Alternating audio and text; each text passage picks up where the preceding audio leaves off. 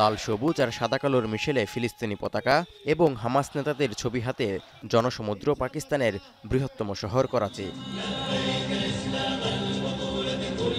প্রচণ্ড গরম উপেক্ষা করে রোববার গাজা সলিডারিটি মার্চ শিরোনামে আয়োজিত এই বিশাল সমাবেশে অংশ নেন পাকিস্তানের লাখ লাখ জনতা। ১০০ ফুট দীর্ঘ ফিলিস্তিনি পতাকা কাঁধে জড়ো হন একদল শিক্ষার্থী।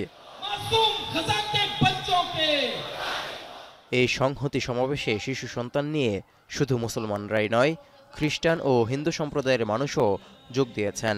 স্লোগানে স্লোগানে গাজাবাসীর প্রতি সমর্থন এবং ইসরায়েলি আগ্রাসনের নিন্দা জানান সবাই।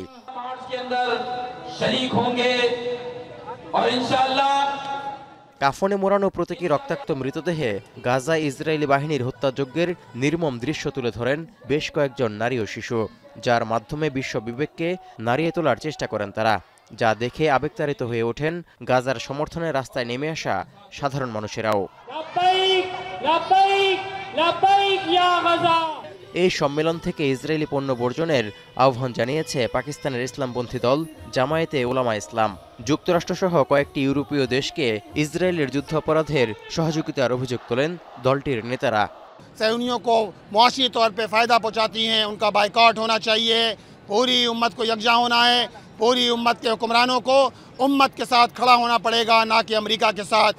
2023 সালের 7 অক্টোবর থেকে গাজা ইসরায়েলি আগ্রাসনে এখন পর্যন্ত 51,000 ফিলিস্তিনি নিহত হয়েছেন, যাদের অনেকেই নারী ও শিশু। ইসরায়েলি বর্বরতায় এই মুহূর্তে দুনিয়ার সবচেয়ে নিষ্ঠুর মানবিক বিপর্যয়ের মধ্যে পড়ে আছে ফিলিস্তিন। তৌহিদুর রহমান, এখন বিশ্ব। মাঠের অলরাউন্ডার আমি, আর ঘরের অলরাউন্ডার টাইলক্স।